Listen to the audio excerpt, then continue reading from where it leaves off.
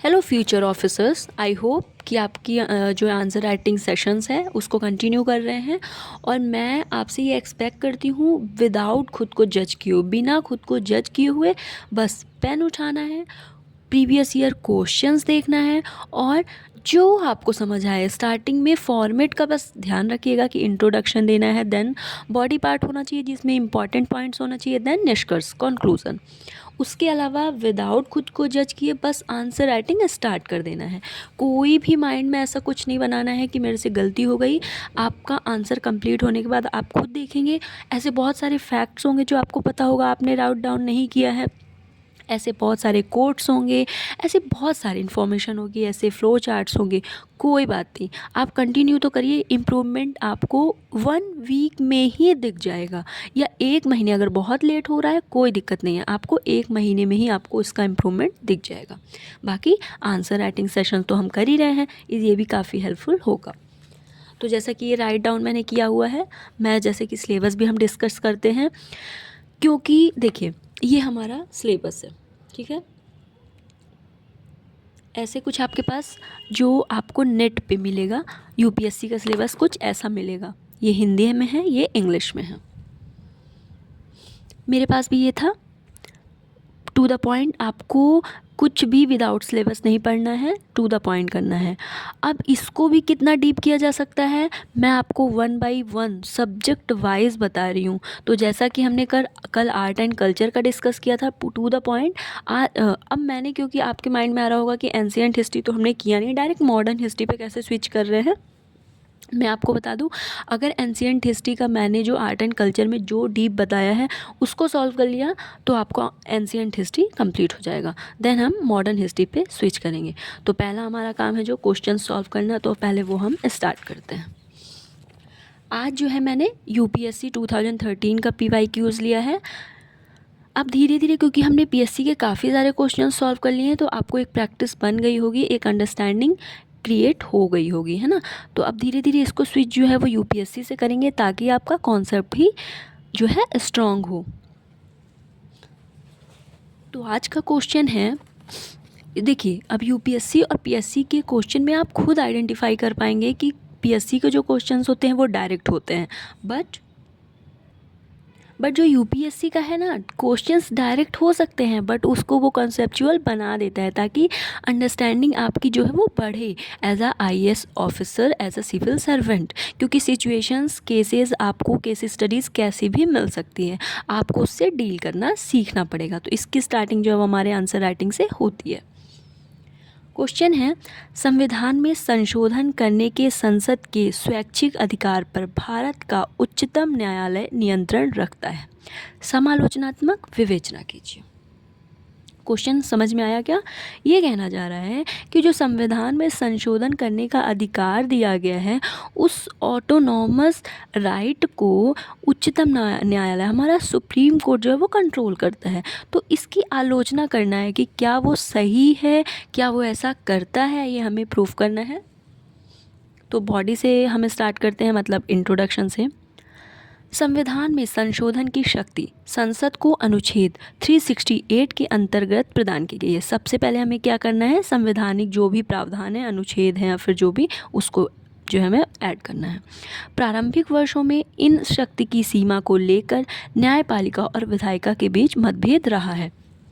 ऐसे बहुत सारे आपने करंट अफेयर्स में सुना होगा, जब कॉन्फ्लिक्ट्स होते हैं, जब सुप्रीम कोर्ट अपनी वर्डिक्ट देता है और जो है वो कुछ संविधान है ना, कॉन्स्टिट्यूशनल कुछ प्रोविजंस आते हैं, तो इससे रिलेटेड भी चीज़ें होती हैं।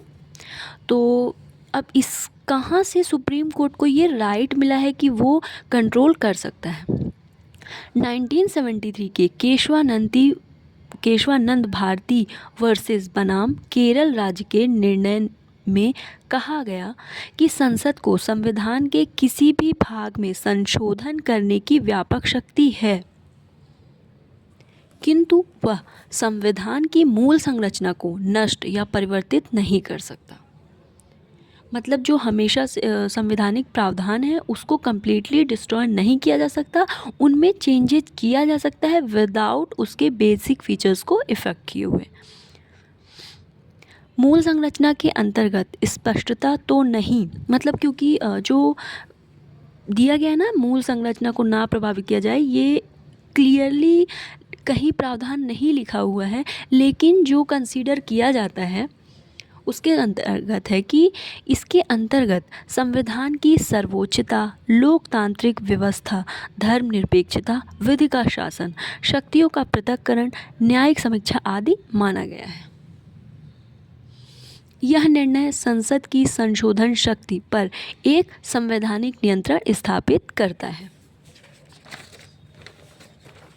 तो इसका जो कंक्लूजन हो जाएगा, किंतु समालोचनात्मक रूप से कुछ विद्वान इसे न्यायिक अतिक्रमण मानते हैं, क्योंकि मूल संरचना की अवधारणा अस्पष्ट है, इसका निर्धारण न्यायालय करता है। मतलब ऐसा भी हो सकता है कि सिर्फ कहीं ना कहीं अगर कोई चीज़ स्पष्ट नहीं है, मतलब पूरा जो राइट है वो न्यायालय के पास है, इसलिए इसको समालोचना की जाती है। अतः केशवानंद भारती निर्णय ने भारत में संवैधानिक संतुलन और लोकतांत्रिक शासन को सुदृढ़ किया है।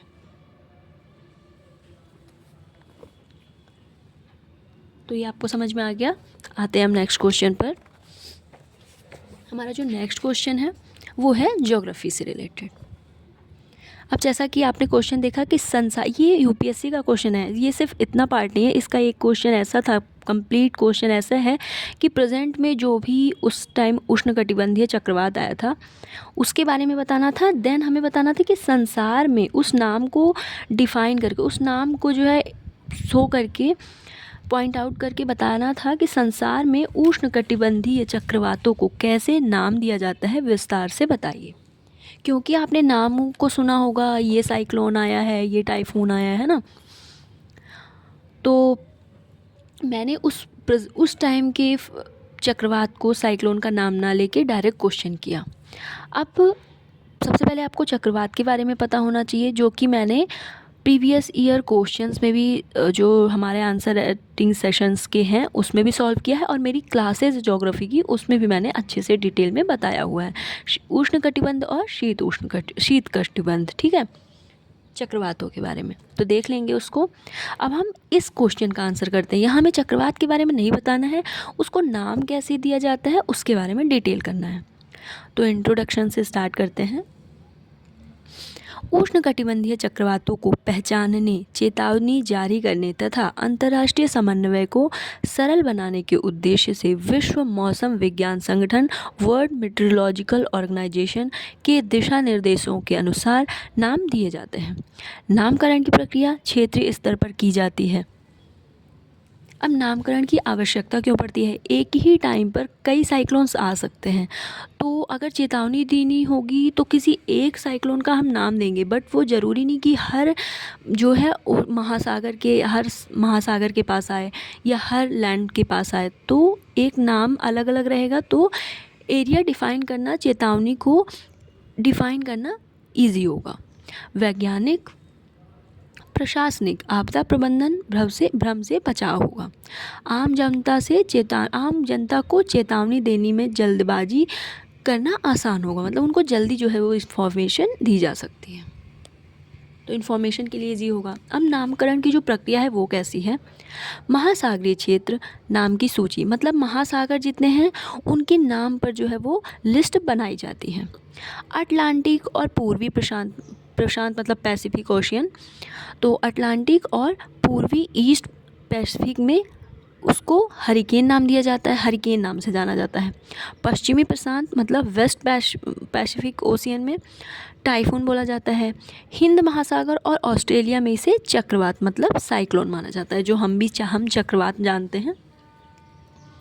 नाम दिया जाना जब लेकिन नाम भी कब दिया जाता है? जब उसकी जो तीव्रता है, जो उसकी स्पीड है वो 34 नॉट या उससे अधिक हो, तभी उसे नाम दिया जाता है। फिर हमारा जो है इन चक्रवातों का नामकरण वैज्ञानिक, व्यवस्थित और अंतर्राष्ट्रीय प्रक्रिया है, जो आपदा प्रबंधन मतलब डिजास्टर मैनेजमेंट, संचार और जन सुरक्षा को प्रभावी बनाती है। यह एक वैश्विक सहयोग का उत्कृष्ट उदाहरण भी है।